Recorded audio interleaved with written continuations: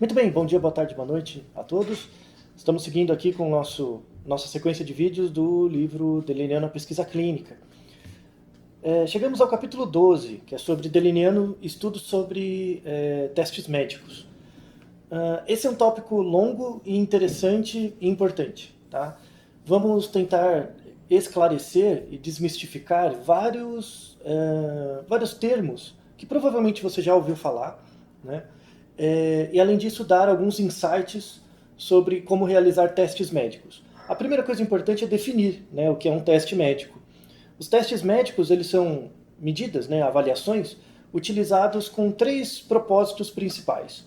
O primeiro propósito, você utiliza um teste médico para rastrear um fator de risco na população. Então eu quero fazer um screening populacional, eu tenho um certo teste, uma certa medida, e eu quero verificar quais fatores de risco para uma certa doença em uma população. Então, isso é um uso de testes médicos. Quero diagnosticar uma doença. Então, quero fazer um teste médico para diagnóstico, para dizer se você tem ou não a doença. Isso não é trivial. Tá? Normalmente, quando você faz um teste clínico para detectar uma doença e ele dá positivo, né, em geral, o teste deu positivo porque você está doente. Essa é a expectativa que os indivíduos têm, né? Se o teste deu positivo, quer dizer que eu estou doente. No entanto, nenhum teste tem 100% de acurácia, tem 100% de certeza em dizer que você tem ou não tem a doença. Né? Quando você faz um teste diagnóstico para uma doença e ele dá positivo, você acredita que está doente. Né? Só que como não existe um teste perfeito, isso não necessariamente é verdade. Então, você faz o teste e ele dá positivo, logo você está doente. Essa afirmação não é precisamente correta. Na verdade, você está doente e por isso o teste dá positivo. Tá? Então, quando você pega o resultado de um exame e esse exame dá positivo, o que você na verdade tem é, você está doente, por isso o teste dá positivo. É isso que você quer saber. Né? Mas o que o teste te dá, ele dá um resultado positivo dado que você está doente. Então, essas duas afirmações não são a mesma coisa. Tá? O teste ser positivo dado que você está doente, e você está doente porque o teste deu positivo. Isso não soma 100%. Não é a mesma coisa. Tá? Para isso, para a gente poder afirmar, fazer as duas afirmações como sendo equivalentes, a gente tem que confiar na acurácia do teste, né? Do teste diagnóstico. E o que é a acurácia do teste? A acurácia de um teste é decomposta em duas partes, na sensibilidade e na especificidade do teste. Isso são termos sobre os quais falaremos hoje. Né? Um outro objetivo do teste médico, além de rastrear um fator de risco e diagnosticar uma doença, é verificar, dar uma estimativa de prognóstico do paciente. Então, dado um conjunto de variáveis que eu medi de um paciente, qual é a probabilidade desse paciente estar vivo em 5 anos? Ou qual é a mortalidade? Né? Qual a probabilidade do paciente sobreviver ou a probabilidade dele morrer num período de tempo? Isso também é um teste médico. Né? O teste médico pode servir para isso, para verificar prognóstico. Tá? Então temos muitos detalhes que vão ser adotados aqui, mas são conceitos muito úteis. Tá? Então, esse é juntamente com o vídeo da aula 11, esse vídeo da aula 12 ele é um vídeo que recomendo que você veja mais de uma vez, sabe? E veja os conceitos, pense bem os conceitos, porque vão ser muito úteis na sua vida acadêmica e também para o seu protocolo de pesquisa. Tá? Vamos começar primeiro com a questão da utilidade. Vamos determinar se um teste é útil. Né? O que quer dizer se ele é útil? Né? Para que servem os testes médicos? Eles são úteis quando eles atendem 3 requisitos, que são os requisitos de reprodutibilidade. Então, se eu faço um teste hoje e ele dá um certo valor, se eu repetir ele amanhã, ele tem que dar um valor igual ou muito parecido.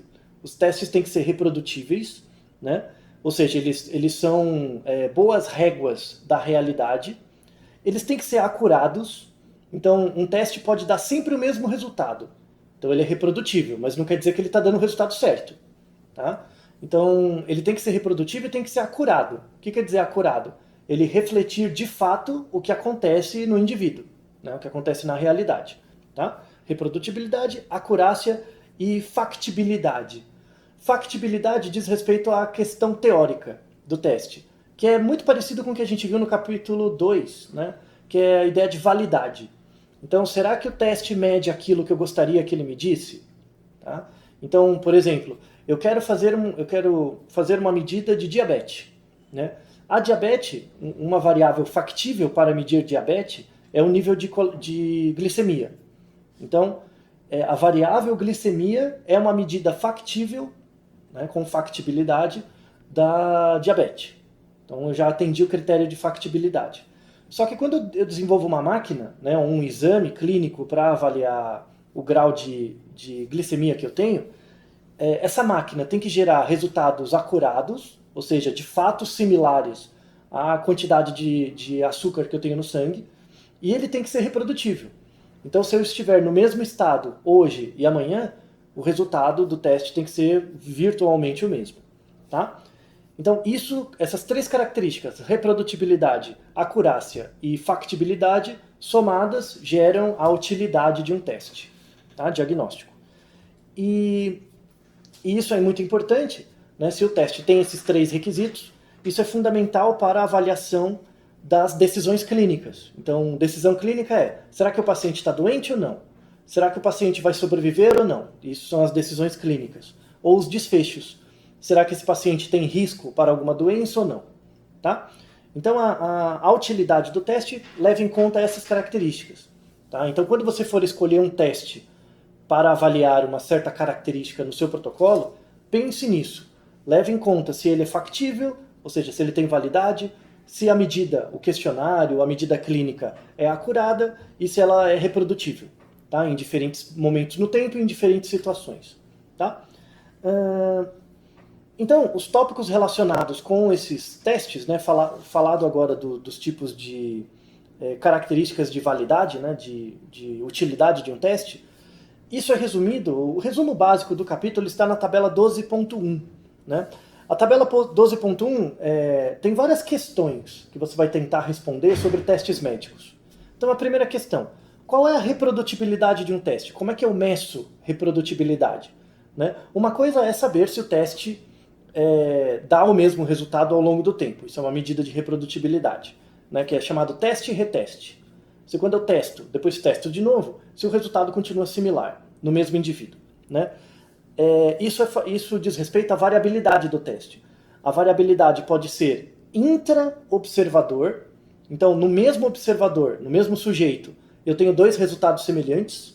Isso é o teste e reteste. E o teste tem que ser reprodutível também entre avaliadores. Então, se eu aplicar o teste, ou se você aplicar o teste, o resultado tem que ser semelhante.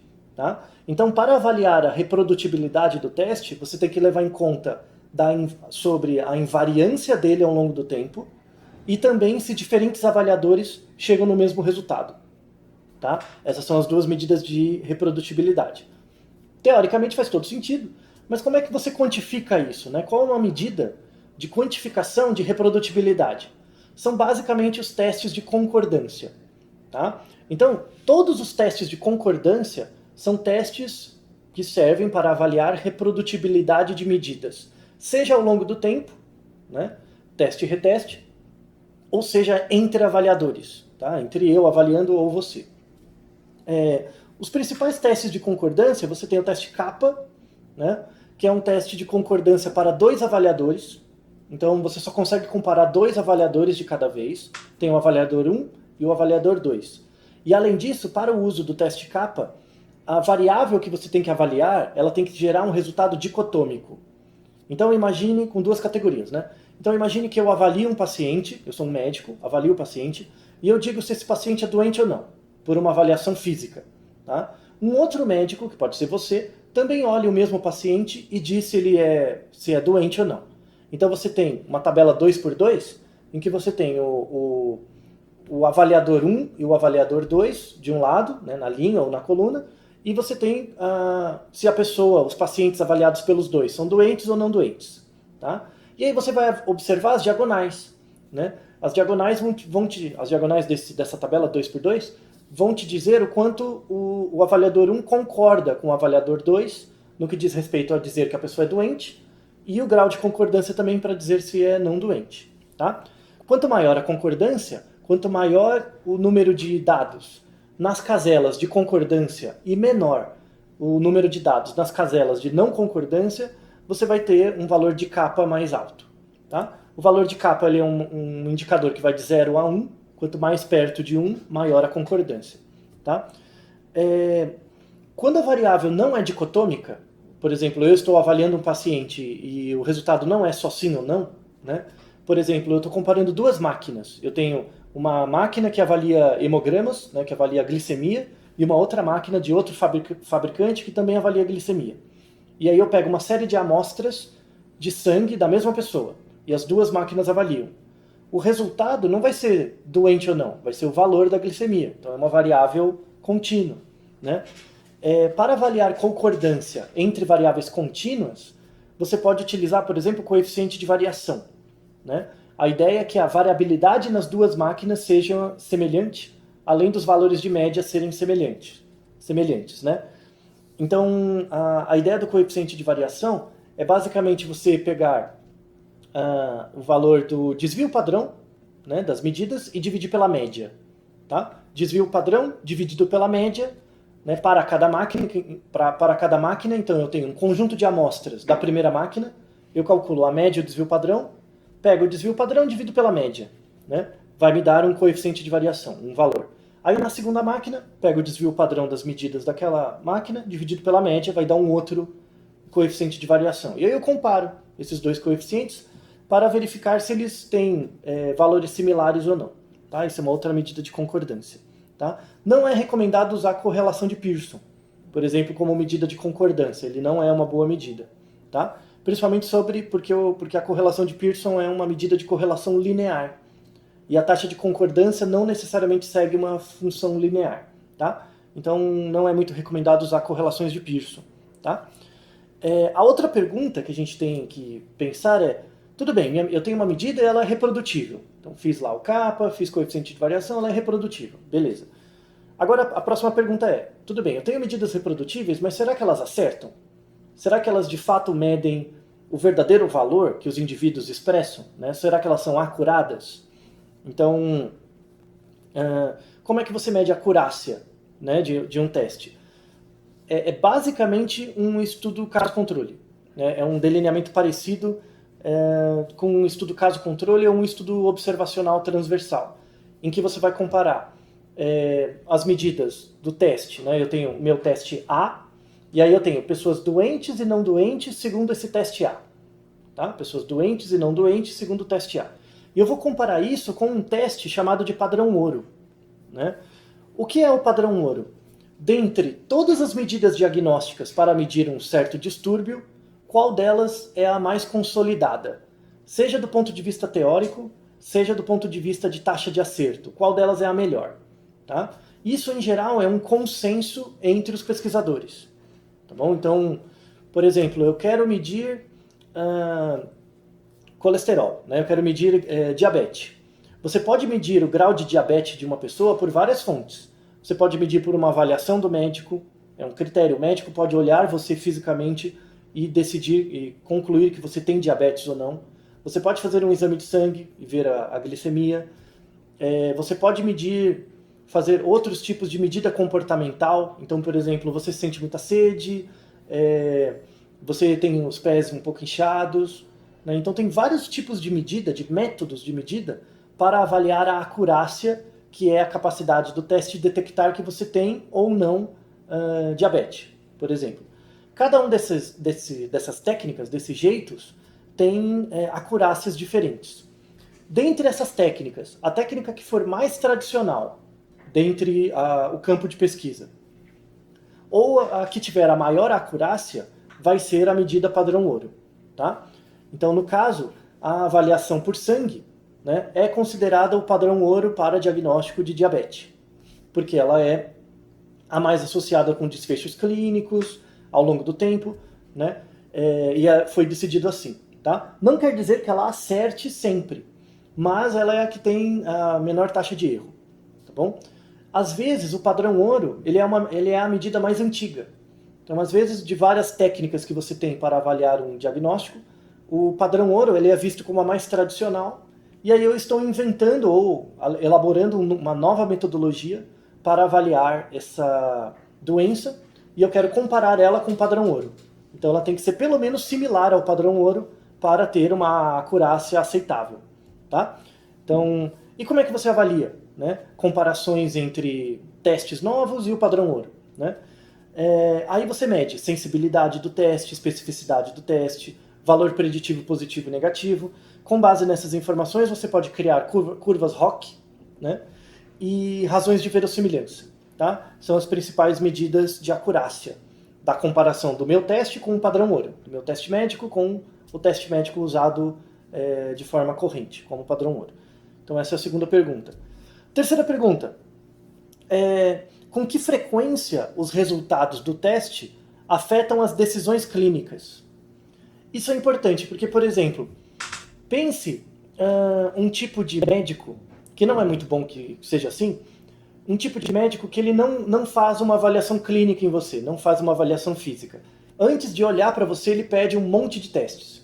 Ele pede lá 20, 30 testes diagnósticos. Tá? Aí você leva todos os resultados para ele, para o médico. Tá? Alguns desses testes diagnósticos, eles são mais relacionados com a doença que provavelmente você tem. Outros testes diagnósticos são testes de descarte. Então, eu aplico aquele teste, se o resultado der positivo, ele não é tão importante quanto o teste diagnóstico. Tá? Médicos bons, assim, o médico ideal é aquele médico que faz uma avaliação clínica em você primeiro, faz uma boa anamnese, com base nessa boa anamnese ele vai ter hipóteses sobre que tipo de doença você tem, que tipo de distúrbio. Baseado nisso, ele pede testes diagnósticos para confirmar a hipótese dele, né? Então esses testes diagnósticos vão ter um maior poder decisório para ele, e ao mesmo tempo ele pode pedir algum teste para descartar, né? Testes de descarte são testes que você aplica para ter certeza que a pessoa não tenha uma doença tal, mas sim aumente a probabilidade de ter a doença que você espera. Tá? Então, quando você aplica uma bateria de testes, alguns desses testes são testes que afetam a decisão clínica, que corroboram a hipótese do pesquisador ou do médico, e você tem testes que são de descarte, que se ele der positivo ou negativo não importa muito, mas eles podem servir como confirmação. Tá? Isso é muito importante, porque aqueles médicos que aplicam uma bateria de testes, sem verificar o paciente antes, todos os testes a rigor têm o mesmo poder, né, sobre a decisão dele. E às vezes isso pode complicar muito mais do que ajudar. Né? Às vezes um teste diagnóstico que é um pouco irrelevante para uma certa doença, porque ele deu positivo, você tem que continuar investigando. Né? Como você tem que continuar investigando sem ter certeza se aquele teste positivo de fato é relacionado com o diagnóstico, você vai fazer mais avaliações e você vai aumentando a chance de falso positivo. Você vai aumentando a chance, a probabilidade de, por acaso, os testes terem dado positivos naquela pessoa, sendo que ela não tem a doença. Né? Então o recomendado, e aí esse tópico é muito importante, né, sobre a frequência dos testes diagnósticos na decisão clínica, é muito importante você não aplicar testes demais. Porque, eventualmente, algum deles vai dar falso positivo. Ou falso negativo. Tá? E aí, exatamente por isso, você tem que tomar cuidado para selecionar os melhores testes relacionados com o diagnóstico positivo e os melhores testes relacionados com o descarte. Tá? Que tipos de medidas são relacionadas com isso, né? Com essa frequência de resultados do teste sobre decisões clínicas? Por exemplo, quando você vai aplicar um teste que dá muito resultado discordante. Então, o teste tem uma sensibilidade ou uma especificidade muito baixa. Tá? Ele é um teste muito bom, por exemplo, ele é um teste que tem uma sensibilidade alta. Ele é muito bom para dizer que você tem uma doença, mas ele é muito ruim para dizer que você não tem. Então, ele pode ser um teste de descarte, para alguns casos. Né? Às vezes, na própria comparação entre o teste e o padrão ouro, você vê que ele é muito ruim. Ele não concorda muito com o padrão ouro. Então, talvez, como diagnóstico, esse teste não seja muito bom. Ele seja bom como um teste de descarte. Tá? São alguns exemplos. Outras coisas, sobre custo. Né? qual o custo, qual o risco e qual a aceitabilidade de um teste. Então, às vezes eu tenho um teste muito bom, mas ele é muito caro, né? Ou eu tenho um teste muito bom, mas o risco dele ele é muito invasivo. Então, será que compensa fazer o teste ou não? Às vezes o meu padrão ouro é um teste muito invasivo, né? Você tem que fazer uma incisão, você tem que pegar a biópsia, algo assim. É um teste muito invasivo. Você expõe pessoas ao risco, mas ele é o melhor teste. Às vezes, se eu conseguir um teste alternativo que não é invasivo, mesmo que ele não acerte tanto, não tenha uma concordância tão alta, talvez, em boa parte dos casos, para pacientes de baixo risco, vale a pena usar o teste. Tá? Então, entra nesse tipo de discussão sobre custo, risco e aceitabilidade. Tá? Então, aí entra uma questão mais econômica, né? Tem a questão do dinheiro, do custo do teste. Às vezes, em locais mais pobres, não dá para aplicar o padrão ouro, então você aplica esse teste com um custo menor. Né? Quando você vai fazer um screening populacional, é melhor aplicar um teste com custo menor. E aí tem a ver com efeito adverso. Então, se o meu padrão ouro gera muito efeito adverso, né, talvez só vale a pena utilizar em pacientes onde eu tenho uma maior chance, onde eu tenho um perigo maior dessa pessoa de fato ter a doença. Aí eu aplico o padrão ouro. Tá? Na maior parte não vale a pena utilizar como screening populacional, porque a chance de efeito adverso é grande, ou o teste tem muitos riscos. Tá? E por fim, a realização do teste. Então, por exemplo, se eu consigo descobrir, elaborar um bom teste, conseguir fazer um teste bom, com uma boa sensibilidade, acurácia, reprodutibilidade e tal, será que esse teste bom, ele melhora o meu desfecho clínico? Então, por exemplo, eu consegui fazer um teste quase perfeito. Então, aplicando esse teste em você, eu consigo ter uma boa confiabilidade se você tem ou não a doença. Tá? Será que saber isso me ajuda a prever o prognóstico da sua sobrevida? Então, eu vou dar um exemplo. A gente tem um exemplo de uma doença genética que chama doença de Huntington. Tá? É uma doença genética degenerativa, né, sobretudo dos gânglios da base, né, do cérebro, que leva a problemas motores e cognitivos no final, quando está muito avançado. A doença de Huntington não tem cura. Ela não tem cura.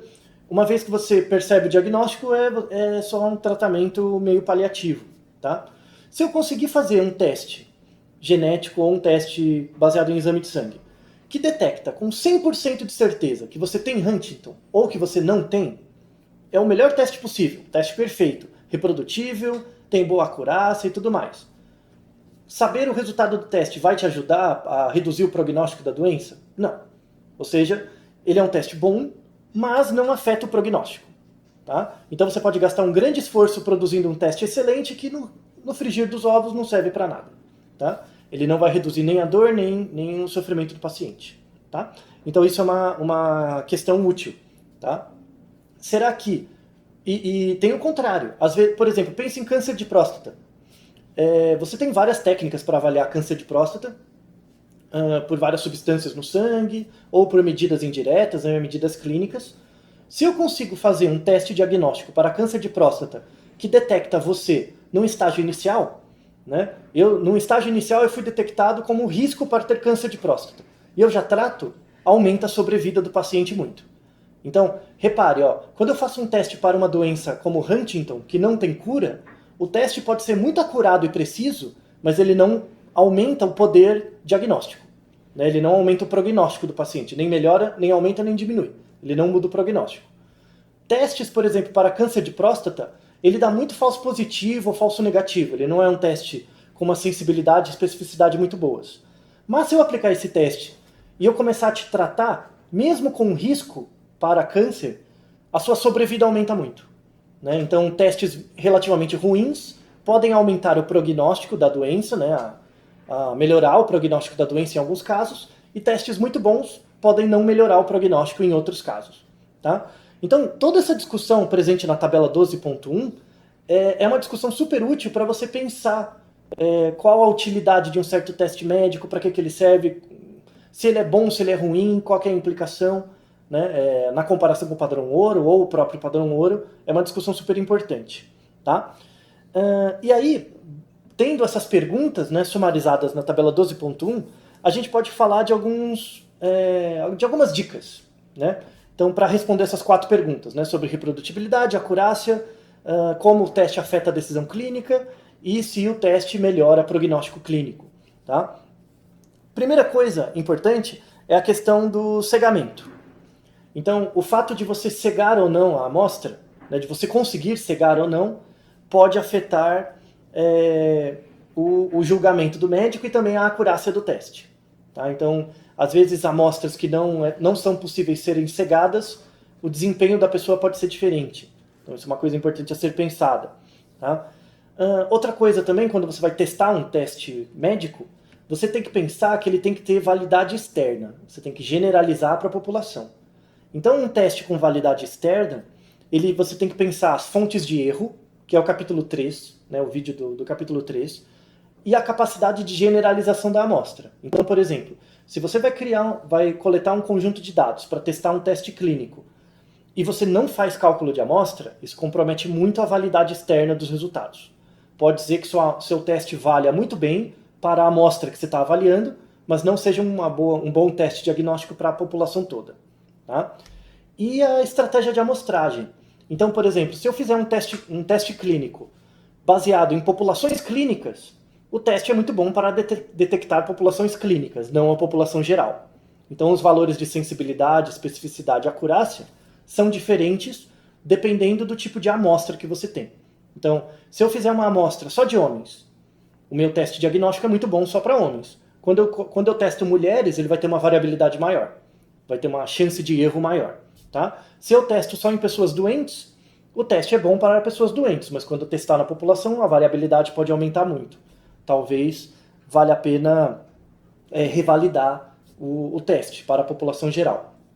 Isso é muito usado, tá? Isso é muito comum. Outro ponto importante é a própria ideia do padrão ouro que a gente discutiu. Existem alguns casos em que o padrão ouro ele é definido por um critério. Por exemplo, a Sociedade de Cardiologia definiu que você vai ter insuficiência cardíaca se tiver tais critérios. Tá?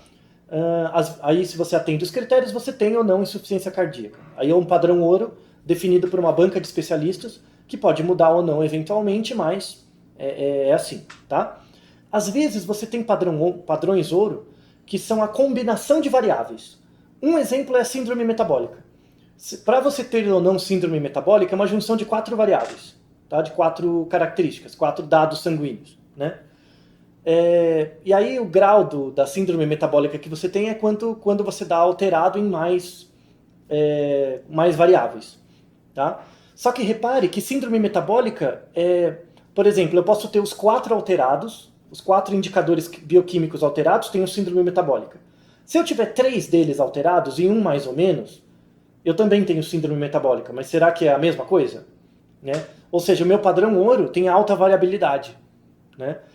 Dependendo da definição, se eu tiver um desses indicadores com muito alterado e os outros não tanto, eu tenho síndrome metabólica, mas às vezes pode não ser tão grave quanto alguém que tem os 4 indicadores alterados. Tá? Então, esses 4 índices metabólicos são o padrão ouro para descobrir síndrome metabólica, mas eles têm alta variabilidade. Então, isso é chamado viés de incorporação. O viés de incorporação, ele é um viés do padrão ouro, quando o padrão ouro é composto por mais de um atributo, e você não necessariamente precisa ter todos os atributos para ter a doença. Se você tiver pelo menos um alterado, você já tem a doença. Os outros vão sendo incorporados como algo que aumenta a gravidade, por um viés de incorporação. Tá? Então isso você tem que tomar cuidado. Às vezes o seu padrão ouro não é um padrão ouro tão bom por conta do viés de incorporação, tá? Pelo aumento de atributos para definir um certo grupo caso. Tá? Outra coisa é o critério da positividade. Então imagina, eu tenho meu padrão ouro, se eu tiver esse padrão ouro, eu sou doente. Se eu pertencer ao grupo positivo do diagnóstico do padrão ouro, eu tenho a doença. E aí vem a pergunta, como é que você define se uma pessoa tem a doença ou não? Né? Por exemplo, como é que eu defino se eu tenho diabetes ou não com base na minha glicemia? Da onde saiu aquele valor 100? Né? Acima de 100 você começa a ter diabetes, abaixo não. Né? Isso é uma nota de corte, é um ponto de corte. Como é que eu determino o ponto de corte? Né? Então, como é que eu determino, por exemplo, se uma pessoa tem renda alta ou baixa? Porque todo mundo tem o seu salário. Né? Salário é uma variável contínua. Como é que eu determino uma nota de corte para dizer que a pessoa tem uma renda alta em relação à população ou uma renda baixa? Tá? Essa nota de corte pode ser, por exemplo, a média. Eu pego a média da população, né, a média da renda da população. Quem tiver acima da renda média é uma pessoa com um status socioeconômico melhor. Quem tiver abaixo da média é um status socioeconômico pior. A média pode ser uma nota de corte, mas não é a única. Tá? Para testes diagnósticos, você não necessariamente precisa da média. Você pode utilizar um teste para detectar notas de corte, que é a chamada curva ROC. Tá? É um teste para determinar isso. Tá bom? Isso, em geral, já é validado, né? Quando você tem escalas diagnósticas. Já vem uma suposição das notas de corte, mas quando você está querendo criar uma escala, aí é importante você fazer. Tá? Você determinar por conta própria as notas de corte utilizando curvas ROC. Tá? Seguindo um pouco mais, já descrevi várias coisas sobre esses tópicos, né, sobre a reprodutibilidade e tal. Falamos um pouquinho sobre reprodutibilidade do teste, então no livro ele fala sobre os delineamentos necessários para avaliar reprodutibilidade. Né? O principal delineamento para avaliar reprodutibilidade do teste é um teste pareado. Então eu tenho o resultado positivo e negativo na medida 1 antes, e depois eu tenho o mesmo resultado do mesmo teste na positivo e negativo. Tá? Você pode fazer testes de medidas repetidas, testes pareados, para testar medidas de reprodutibilidade, teste e reteste. Tá? Caso a sua medida seja dicotômica, então eu tenho teste positivo e negativo na medida 1, né, para um grupo de pacientes, depois eu meço de novo dos mesmos pacientes, positivo e negativo. Tá? Se a variável for dicotômica, você vai aplicar um teste chamado teste de McNemar. O teste de McNemar é um teste comum de ter concordância para variáveis ao longo do tempo, variáveis dicotômicas ao longo do tempo. Você pode aplicar o teste kappa também, de concordância, né, para a reprodutibilidade. Se a variável for contínua, como eu falei anteriormente, você pode aplicar coeficiente de variação, você pode fazer uma análise gráfica, chamado gráfico de Bland-Altman, para avaliar concordância entre testes diagnósticos baseado numa variável contínua. Tá? Você pode fazer isso também. São medidas possíveis. Seguindo, falando um pouco mais sobre medidas de acurácia, né, dos testes, você pode utilizar medidas de acurácia dentro dos diferentes tipos de desenho experimental que a gente já trabalhou. Então, por exemplo, quando eu tenho um estudo caso-controle e eu quero verificar uma medida de acurácia de um teste diagnóstico dentro de um caso-controle, eu pego as pessoas do grupo caso e aplico o teste. Aí elas vão dar positivo e negativo. Tem o caso, positivo e negativo, o controle, positivo e negativo. Tá? Baseado nisso, né, eu vou conseguir saber se, num estudo transversal, caso-controle, eu tenho um maior número de positivos nas pessoas do caso e um maior número de resultados do teste negativo nas pessoas controle, por exemplo. Tá? E aí você pode fazer, por exemplo, um teste Q-quadrado, você pode fazer medidas de sensibilidade, especificidade, valor preditivo positivo nesse teste. Você pode fazer a mesma coisa para delineamentos de corte. Então imagina que eu pego as pessoas no momento zero, tenho os expostos e os não expostos, e aí depois, no momento subsequente, né, num estudo de corte, eu aplico o teste. Então eu vou ter positivos e negativos ao final do segmento, né, em expostos e não expostos. É muito similar, a tabela 2x2 fica muito similar à do caso controle, só que ao invés de fazer, por exemplo, medidas de sensibilidade, especificidade, eu também posso fazer isso, né? Mas eu posso utilizar medidas de risco. Tá? Então, dado que eu fui exposto no momento pré, qual é a probabilidade de eu dar positivo posteriormente? Então é uma medida de risco. E no grupo controle, qual é o risco, dado que eu não sou exposto, qual é o risco de desenvolver a doença depois de um certo período de tempo? Então são as medidas de risco. Você pode utilizar, por exemplo, um tipo de teste multivariado chamado modelo de Cox, tá? Ou análise de sobrevida. Se o seu desfecho for doença, uma variável dicotômica ou mortalidade, você pode fazer por regressão logística num estudo de corte. Então, recapitulando, para avaliar a acurácia de um teste num estudo caso-controle, ou um estudo transversal observacional, você pode usar medidas de sensibilidade, especificidade e razão de verossimilhança, tá? Curva ROC, se você quiser.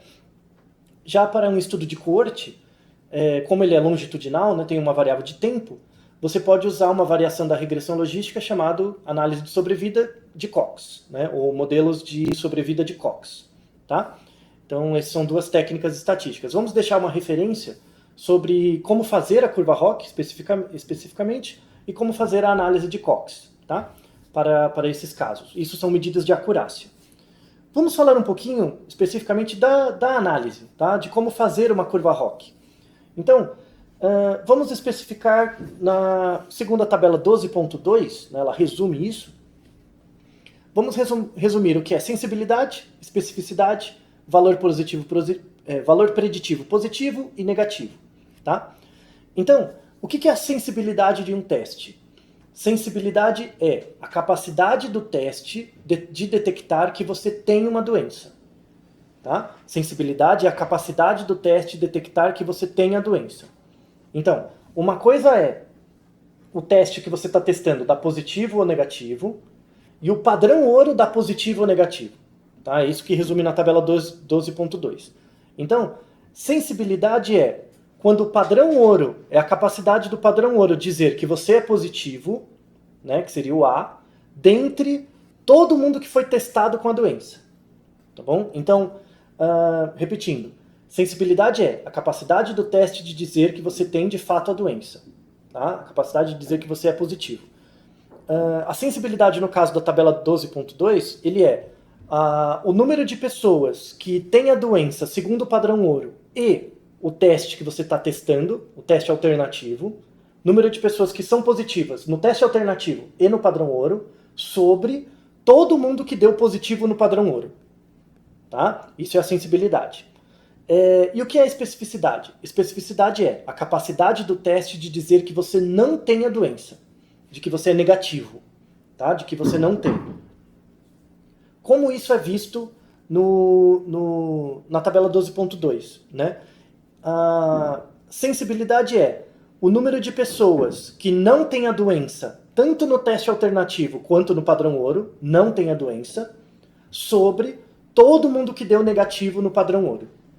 Tá? Lembre que eu estou comparando um teste alternativo com um padrão ouro.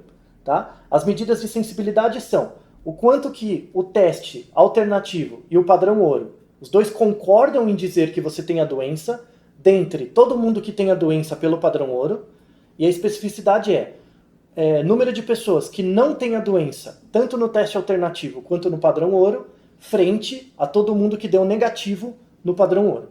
Tá? É um pouco similar com a medida de concordância, tá? A ideia de sensibilidade e especificidade. O que é o valor preditivo positivo? O valor preditivo positivo e negativo diz respeito à capacidade do seu teste alternativo de detectar a doença. Sensibilidade e especificidade diz respeito à capacidade do padrão ouro detectar a doença ou a ausência dela. Valor preditivo positivo diz respeito à capacidade do seu teste alternativo detectar ou não a doença. Tá? Então, o que seria o valor preditivo positivo? Ele é o número de pessoas que deram positivo, tanto no teste alternativo quanto no padrão ouro, dividido por todo mundo que deu positivo no teste alternativo, não no padrão ouro. Tá? Então, é a capacidade preditiva positiva do seu teste alternativo. Então, é o grau de concordância na positividade entre o teste alternativo e o padrão ouro, dividido a todo mundo que deu positivo no teste alternativo.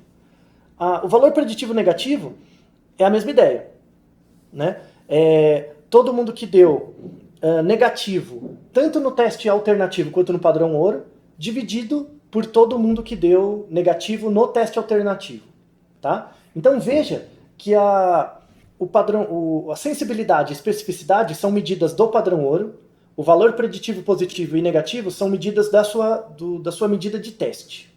Então, se você tiver uma sensibilidade e uma especificidade alta, isso quer dizer que o seu padrão ouro é bom. O padrão ouro mede bem, ele está com uma boa acurácia. Se você tiver um valor preditivo positivo e negativo bons, isso quer dizer que seu teste alternativo é bom. Ele é uma boa alternativa ao padrão ouro. Tá? Sensibilidade e especificidade está testando o padrão ouro. Tá? Valor preditivo positivo e negativo está testando o seu teste, a sua variável de teste. Tá? A curva ROC leva em conta isso. A curva ROC é um gráfico, né? A gente vai deixar um desenho da curva ROC. A curva ROC é um teste para verificar, com base no seu teste alternativo, qual é a probabilidade dele detectar o verdadeiro valor, que seria o do padrão ouro. Tá? E o valor, né, da curva, ele é baseado num indicador chamado razão de verossimilhança. Verossimilhança é algo, o quão verossímil é algo, o quão verdade seria uma afirmação. A razão de verossimilhança, eu estou comparando duas afirmações. E eu quero saber qual é a mais verossímil, qual é a mais provável. Tá? A razão de verossimilhança, no caso da curva ROC, ela mede a probabilidade do resultado do teste alternativo ser verdadeira, dado que eu tenho a doença. Então, é a probabilidade do meu teste ser positivo no teste alternativo, dado que eu tenho a doença, segundo o padrão ouro. Tudo bem? Então, é a probabilidade do meu teste acertar, o meu teste alternativo acertar, dado que o padrão ouro diz que eu tenho a doença. Isso é a primeira afirmação. Dividido pela probabilidade do meu teste dizer que eu não tenho a doença, dado que de fato eu não tenho pelo padrão ouro. Tá? Então, basicamente, ele é uma divisão, uma razão da sensibilidade com a especificidade. Tá? A razão de verossimilhança. Então, a ideia é que quando a razão de verossimilhança dá 1, né? Ou seja, o teste ele é igualmente bom para dizer que você tem a doença ou não tem a doença, isso não é um teste que discrimina muito bem.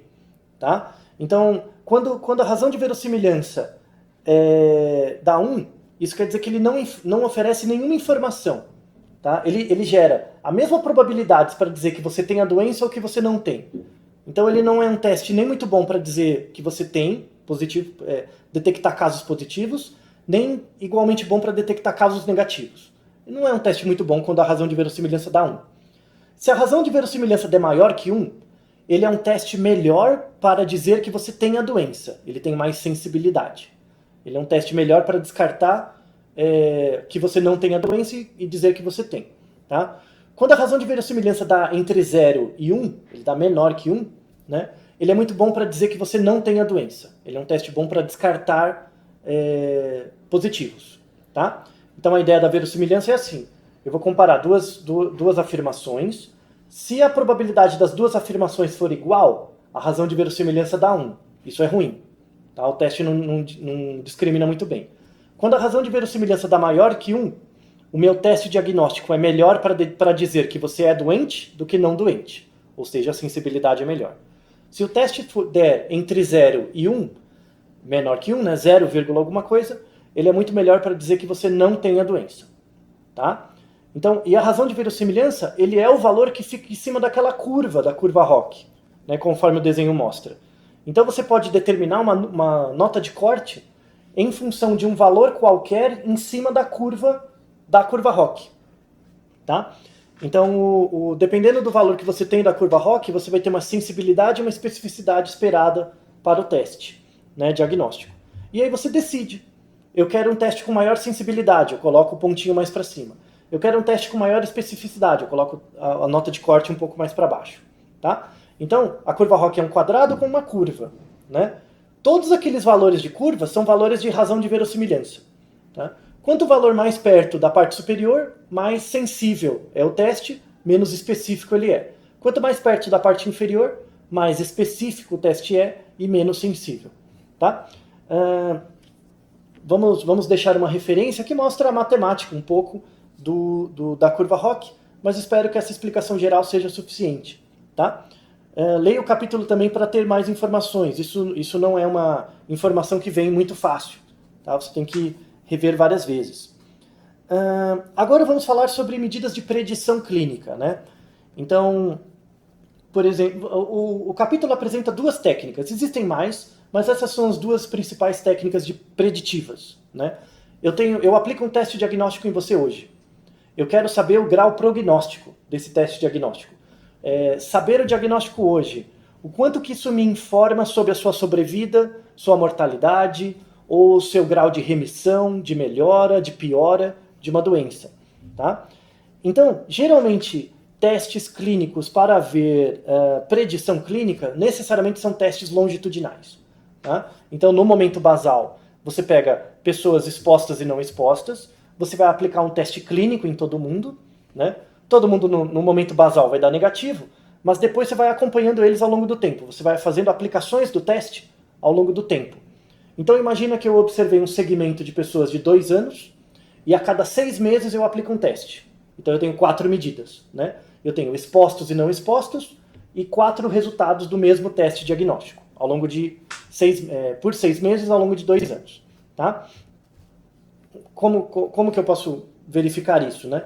Se eu tenho as pessoas expostas, eu espero que os expostos, por exemplo, pessoas que fumam, desenvolvam câncer com uma maior incidência do que pessoas que não fumam, né?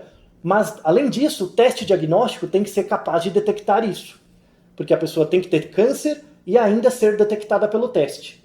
Então, como eu aplico a cada 6 meses, dependendo da aplicação do teste e o fato de você ser exposto, qual é a probabilidade de você desenvolver a doença. Esse é um detalhe importante. O teste ter dado positivo quer dizer, tem uma maior probabilidade de você estar doente, mas não necessariamente é verdade, porque o teste pode ter falso positivo.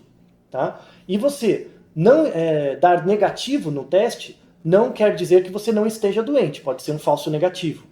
Tá? Então, uma coisa é você ficar doente porque é exposto, né? Porque você fuma, você ter câncer. Outra coisa é o teste ser capaz de detectar isso, tá bom? Então, a ideia é que os testes tenham que ter uma boa sensibilidade, uma boa especificidade, para eu poder dizer que você está doente o quanto antes, e você não está doente o quanto antes, para eu poder excluir você, para você ser descartado da pesquisa, ou ser tratado, caso necessário. Tá? Isso que é a ideia de prognóstico. Então, você tem 2 formas de testar, né? A primeira é por um teste de riscos proporcionais de Cox, ou uma análise de sobrevida de Cox. A análise de sobrevida de Cox ela vai dizer quais são as variáveis preditoras para o tempo até você desenvolver uma doença. Então, a variável dependente num teste de Cox é o tempo até um evento.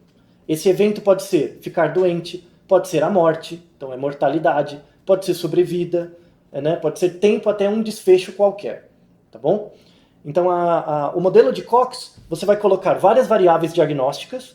Então, você vai ter os resultados do teste diagnóstico, você pode colocar variáveis de confusão, você pode colocar variáveis de aderência, quantas variáveis você quiser, para tentar prever o prognóstico, que é o tempo até você desenvolver um evento, ou até ser curado, ou até morrer. Tá? Então, o principal teste de predição clínica é o teste de regressão de Cox, tá? De riscos proporcionais de Cox, que é uma variação da regressão logística, tá? Onde leva em conta o tempo. Né? Um outro tipo é chamado árvore de classificação, ou modelo de árvore de decisão. Tá? O modelo de árvore de decisão e o modelo de Cox eles são meio parecidos. Só que na árvore de decisão, ele vai me dar uma ordenação das variáveis importantes para o diagnóstico. Tá? No modelo de Cox, ele diz o seguinte, quais são os preditores, né, quais são as variáveis importantes para o risco ou para o prognóstico de ficar doente, de ficar curado, de morrer, enfim. Tá? Ele vai me dar a lista de variáveis relevantes e um peso para cada uma. Né? Então eu tenho lá 10 variáveis que eu coloquei no modelo. A regressão de Cox vai me dizer que das 10 variáveis, 3 são importantes para o prognóstico. Ele vai me dizer quais são e vai me dar um peso para cada uma. Tá? Na análise de árvore, ele vai, além de dar o peso para cada uma, né, para cada uma dessas 3, ele vai relacionar elas. Tá? Ele vai dar uma informação um pouquinho maior, que é o relacionamento dessas variáveis. Isso fica expresso na figura 12.2. Na figura 12.2, a gente tem um teste diagnóstico que é para verificar um certo grau de bactérias em LCS. Tá? Um certo teste diagnóstico. Né? Então, se você tiver uma contagem de bactérias, segundo a figura 12.2, uma contagem de bactérias com uma quantidade maior que um certo valor, eu faço o teste diagnóstico e eu vejo que ela tem uma mais bactérias do que um certo valor, você tem um risco elevado. Tá? Se você tiver menor que isso, eu coloco você no não risco, mas aí tem uma outra variável que eu vou avaliar. Então, eu tenho 4 variáveis, né? Ou melhor, 3 variáveis. Eu tenho 3 variáveis que eu vou avaliar. Eu avalio a coloração de bactérias. Se essa coloração de bactérias for acima de um certo valor, eu já digo que você tem risco. Se você não tiver, né, acima desse certo valor, eu avalio os neutrófilos, que é uma outra medida bioquímica. Se eu avaliar os neutrófilos e você tiver acima de um certo valor, acima de 15%, você cai num outro grupo. Se você tiver abaixo de 15%, você já é o risco baixo. Tá? Então, a ideia da árvore de decisão, ela vai concatenando os riscos. Ela vai colocando um risco principal, que se você tiver ele alterado, você já tem risco. Se você tiver ele não alterado, você cai em outras perguntas. Tá? Então, se eu tiver a coloração alta, já tenho risco. Se eu tiver a coloração baixa, eu avalio o neutrófilo. Se o neutrófilo for acima de 15%, segundo a figura, eu vou contar esses neutrófilos. Se a contagem dos neutrófilos for acima de 150, eu caio no risco positivo, né, no risco elevado. Se for abaixo de 150, eu ainda avalio outra variável, que é a alteração do estado mental. Se a alteração for significativa, eu tenho risco alto. Se for negativa, eu tenho risco baixo. Então, a análise de árvore ela pode ser útil para você criar um que a gente chama de algoritmo. Né? Os médicos chamam um algoritmo de tratamento. Primeiro eu trato uma variável. Se ela der alterada, já tem risco. Se ela der não alterada, eu faço outra intervenção. E vou concatenando minha decisão em cima de uma árvore. Tá? Então, esses 2 métodos para avaliar prognóstico, o primeiro é mais direto, que é a curva de Cox, né, a regressão de Cox. Ela te dá a lista dos preditores, que aumentam ou reduzem o risco, e um peso para cada um. A análise de árvore, além de te dar isso, ela cria uma espécie de algoritmo. Né? Ela te dá uma ordenação desses parâmetros, né, de prognóstico. Tá? Dependendo da sua necessidade, você pode usar um ou outro.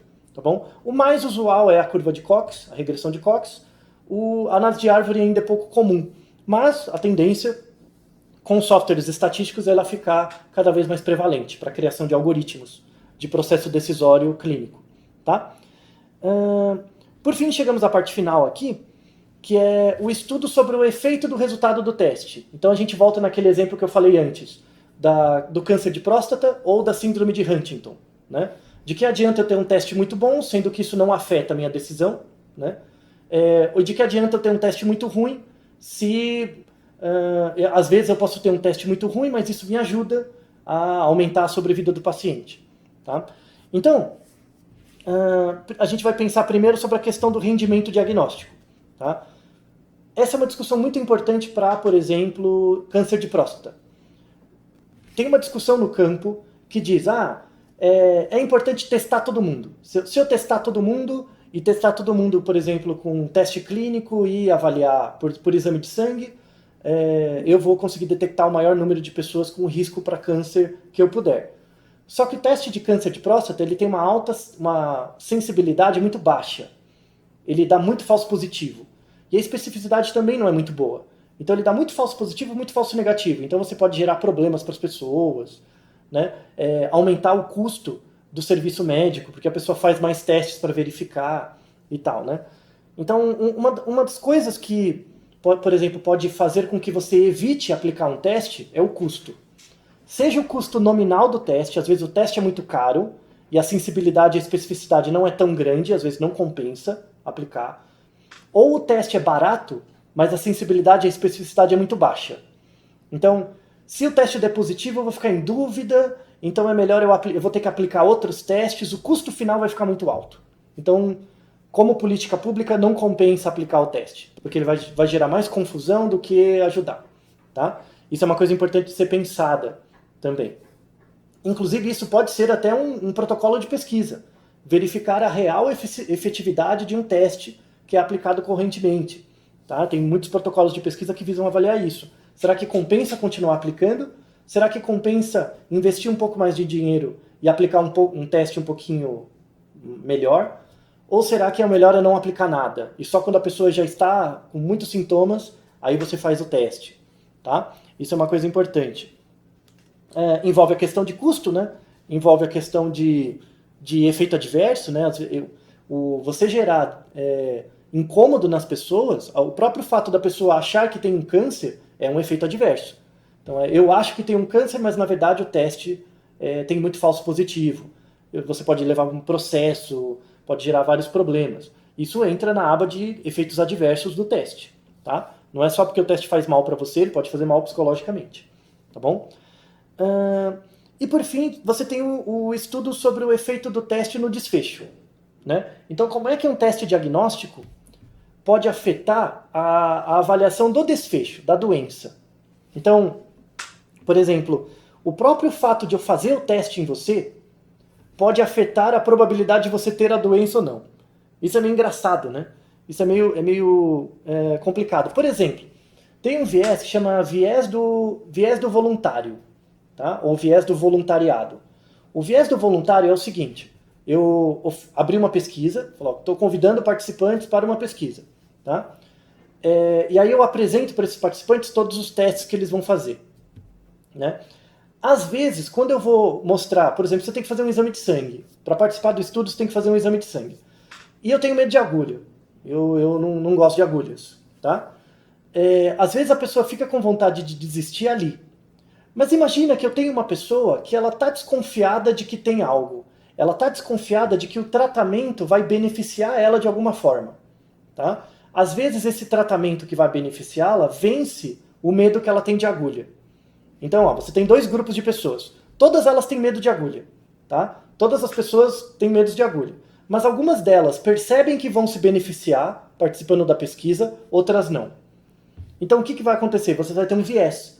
O seu teste diagnóstico, que implica em coletar sangue delas, vai favorecer as pessoas que têm medo de agulha, mas veem um benefício da pesquisa. Então, pessoas menos respondentes tendem a desistir. Isso é o viés do voluntário.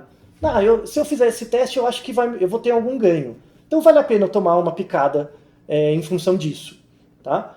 E tem pessoas, eu não me interesso por essa pesquisa, eu não vejo nenhum problema, eu não quero tomar uma picada. Então essa pessoa desiste, tá? Então, você pode, pelo próprio fato de falar, você vai ser submetido a esse teste, afetar a probabilidade do desfecho. Talvez você encontre pessoas mais doentes na sua amostra, simplesmente porque as pessoas que acham que não estão doentes queriam evitar a agulhada. E aí elas desistem antes. Entende? Que isso é uma coisa muito sutil, né? De como o seu teste diagnóstico pode afetar o desfecho. Tá? Então isso é algo bem sutil. Tá bom? Então você pode achar algumas vezes que a doença é mais prevalente ou mais incidente na população, quando na verdade as pessoas que acham que não têm a doença desistiram para evitar passar pelo seu teste diagnóstico. Tá? Então isso tem que estar coletado, por exemplo, nas medidas de adesão anteriormente. Você tem medo de agulha? Isso é uma pergunta que tem que ser feita em toda a pesquisa. Ou, por exemplo, você tem que fazer uma ressonância. Você tem claustrofobia? Né? Será que pessoas que têm medo de espaço fechado desistem do teste? Aquelas que acham que vão se beneficiar com o teste, elas aguentam o medo de espaços pequenos e fazem o teste. Então isso pode mudar a incidência da doença no grupo exposto. Tá? Pouca gente pensa sobre isso é um insight interessante. Tá bom? Recomendo a leitura do exemplo do Box 12.1, né? Que ele mostra um estudo observacional interessante, com um exemplo do que eu mencionei agora. Tá? Então, para lidar com isso, né, você tem que fazer medidas de adesão antes, né, ou tentar procurar testes que que gerem um menor tipo de incômodo para o paciente. Tá? Isso pode te ajudar. Outras coisas que podem afetar as características dos testes, né? O tamanho de amostra. Então, se você não faz tamanho de amostra ou tem muita perda, isso pode afetar, né? Por exemplo, para fazer o diagnóstico, né, eu vou aplicar um teste de ressonância magnética. Mas tem muitas pessoas que têm medo da ressonância ou têm medo de ficar em espaços pequenos. Então eu perco a amostra. Essa perda de amostra pode comprometer o poder do teste. Aí meu tamanho de amostra já não é suficiente. Eu posso ter muitas perdas, não por causa da relação entre exposição e desfecho, mas por causa do teste que eu estou usando. O teste médico pode aumentar o número de perdas, e aí afeta tanto a proporção de doentes dentre os expostos, quanto o poder do teste. Tá? Aí tem um outro problema também. Quem tiver medo de... pessoas que tiverem medo, forem claustrofóbicas, eu vou excluir da pesquisa, é um critério de exclusão. Isso pode ser um problema, às vezes. Você pode excluir muitas pessoas, né, que têm medo do teste. Você vai excluir pessoas só por causa do teste? Por que você não poderia trocar esse teste por um outro menos invasivo, mas com uma sensibilidade e especificidade piores, mas também você aumentaria o tamanho da amostra? Ou diminuiria vieses por conta do próprio teste mais invasivo? Tá? Eu tenho que fazer uma biópsia em você. Ah, eu não quero fazer a biópsia, isso aqui é meio arriscado, eu evito o teste. Então, se você fizer a biópsia, você vai ter uma maior sensibilidade e especificidade, só que isso vai afetar as incidências no desfecho. Então, talvez compense trocar a biópsia por um teste mais simples, com menor sensibilidade e especificidade, mas eu aumento o poder do teste subsequente. Isso é uma outra coisa para se pensar, né? Às vezes o meu padrão ouro, ele é muito ruim, né? Tem algumas doenças que o meu padrão ouro ele é muito ruim em si, né? Então como é que eu vou comparar um teste com um padrão ouro que já é ruim, sabe? Então, às vezes fica complicado mesmo. Para algumas doenças, você tem que colocar o teste mesmo que ele seja mais invasivo, porque ele é o menos pior que você tem. Tá? Isso é uma outra decisão a ser tomada. Isso tem que estar reportado como uma limitação. É esperado que muitos pacientes deixem a pesquisa, porque o padrão ouro ele é muito invasivo, muito ruim, mas outros testes alternativos têm uma sensibilidade muito pior. Então optamos por lidar com isso e vamos colocar esse teste assim mesmo. Tem que estar nas limitações do teste, né, do protocolo. Tá? E por fim, às vezes compensa, em algumas doenças isso acontece, eu tenho um padrão ouro para dados positivos e um padrão ouro para dados negativos. Então, por exemplo, eu quero detectar que você tem uma doença. Eu quero detectar que você tem uma doença utilizando um teste diagnóstico que é o melhor possível para detectar que você tem. Então eu pego um teste com a máxima sensibilidade, mas a especificidade é ruim. Para detectar que você não tem a doença, eu vou usar outro teste. Eu tenho outro padrão ouro para detectar que você não tem a doença. Tá? Então ele é muito bom para especificidade, mas muito ruim para sensibilidade. Ou seja, eu tenho dois padrões ouro. Né? Isso, em alguns casos, pode atrapalhar também, porque a pessoa vai ter que fazer dois testes, isso pode aumentar o tempo de exposição da pessoa. Um teste pode ser mais invasivo do que o outro. Tá? Isso pode gerar muitas fontes de erro. Tá? Isso é chamado viés do duplo padrão ouro. Tá? Então isso acontece sobretudo em casos de câncer. Às vezes eu quero fazer uma biópsia para detectar que você tem câncer. Aí eu tenho que fazer uma biópsia de um certo tipo. Às vezes, para detectar que você não tem câncer, eu tenho que fazer uma outra biópsia de outro tipo. Não dá para fazer as duas biópsias, os dois exames na mesma biópsia. Eu tenho que fazer duas biópsias diferentes, né, que dois patologistas diferentes vão avaliar. Ou seja, eu tenho um viés do duplo padrão ouro. Isso pode aumentar as perdas, diminuir a eficácia da pesquisa, tem uma série de problemas que tem que ser considerados. Tá? Então, todas essas explicações, também presentes no apêndice 12A, né, que é sobre o teste capa, e no 12B, né, dê uma lida neles também, são questões que você tem que pensar para melhorar ainda mais a inferência causal e o uso de testes médicos em questões de pesquisa. De novo, não é um tema fácil. Já bastava você ter que saber definir sua exposição, seu desfecho, e escolher seu tipo de estudo, a gente já fez isso. Agora, dar conta de fatores de inclusão e exclusão. Depois tem as variáveis de confusão. Esse capítulo trabalha muito com os testes. Para detectar uma doença, eu tenho que usar um teste. Esse teste em si, ele já é uma fonte de variação e pode ser uma fonte de problema. Tá? Porque ele não tem uma boa acurácia, uma boa reprodutibilidade, ele pode afetar o processo decisório e por aí vai. Então, esse vídeo é um pouco mais longo mesmo, realmente para fazer você pensar. Tá? Esse é um vídeo que você tem que assistir depois de ter o seu protocolo já mais ou menos desenhado e pensar, nossa, ele falou sobre esse tipo de viés. Será que eu pensei nisso no meu protocolo? Ah, tem tal característica. Será que eu tenho que fazer esse teste no meu protocolo? Será que eu tenho que medir sensibilidade, especificidade? Será que eu estou usando o padrão ouro das medidas? Se eu estou usando o padrão ouro, será que ele é muito invasivo? Será que é melhor usar um teste um pouquinho pior, mas que aumente a aderência da amostra? Tudo isso você tem que pensar no momento de estar desenhando o seu protocolo de pesquisa e tem que estar contido nele de forma escrita. Tá? Então, esses últimos capítulos, né, esses últimos vídeos, são os mais pesados. Provavelmente são vídeos que você vai ver mais de uma vez, mas, felizmente, o pior já está passando. Tá?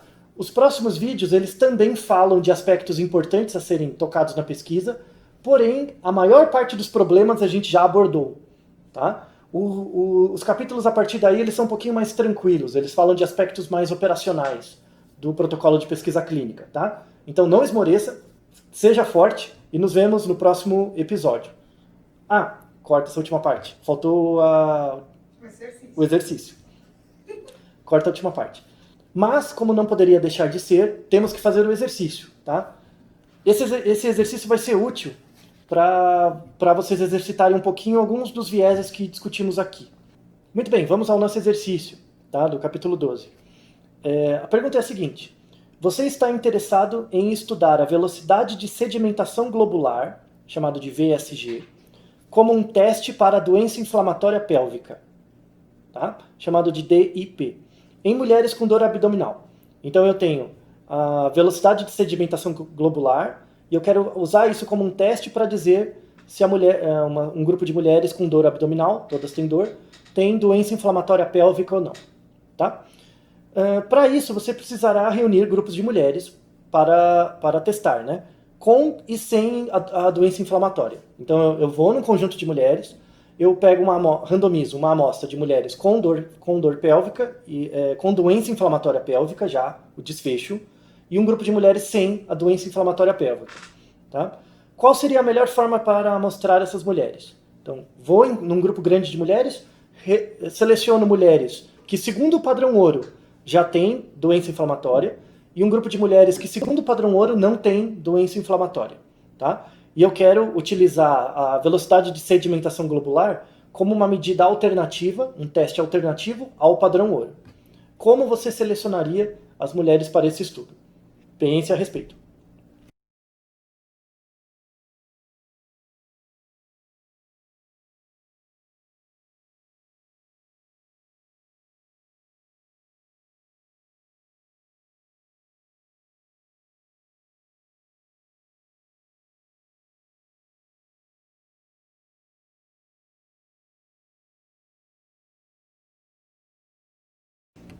Pensaram? Muito bem. Então, pense, para começar esse estudo, eu tenho, segundo o padrão ouro, mulheres que foram diagnosticadas e não diagnosticadas com a doença. E eu quero usar um novo teste. Seria muito melhor eu pegar mulheres, né, que estão em risco para ter a doença. Então, por exemplo, se eu pego mulheres que sabem que tem a doença inflamatória e mulheres que não sabem, a mulher já sabe a priori que tem, talvez isso seja um viés no sentido de delas serem mais voluntárias ou não à pesquisa. Talvez as mulheres que tenham a doença tenham o viés do voluntário, né? Elas participem mais. Logo, o seu teste vai ser muito melhor para detectar mulheres que têm a doença do que não têm. Tá? Você vai inflar a sensibilidade do teste. Tá bom? Então, o melhor seria, nesse conjunto de mulheres, você fazer um teste, o padrão ouro, para ver se elas têm risco ou não para desenvolver a doença. Só que elas não sabem se elas têm de fato a doença ou não. E aí você testa a sedimentação globular em todas. Então imagina que a gente está num hospital e tem, por exemplo, um pronto-socorro. Ou mulheres com dor abdominal chegam eventualmente. Você sempre vai testando a sedimentação globular dessas mulheres. Independente de saber se ela tem a doença inflamatória ou não. Então ela entra no PS e você vai testando. Tá? Depois que você juntar um certo número, você faz o teste padrão ouro para verificar se elas têm a doença inflamatória ou não. E aí você cria os dois grupos, posteriormente. Tá? Então as mulheres não sabem a priori que tem a doença, você testa para o teste alternativo, e depois você testa o padrão ouro para descobrir se elas têm ou não a doença de fato. E aí você avalia a sensibilidade e a especificidade do teste novo, frente o valor preditivo positivo e negativo, na verdade, do teste novo, frente à sensibilidade e especificidade do padrão ouro. Tá? E isso é a melhor forma de você recrutar essas mulheres, tá? E sem enviesar a acurácia do seu teste alternativo. Tá bom? Então espero que vocês tenham aproveitado. Não esmoreçam, porque o pior eu acho que já passou, tá? Mas vejam esses vídeos de novo, sobretudo os 3 últimos capítulos, para você melhorar cada vez mais seu protocolo, tá bom? Nos vemos no próximo vídeo. Até mais.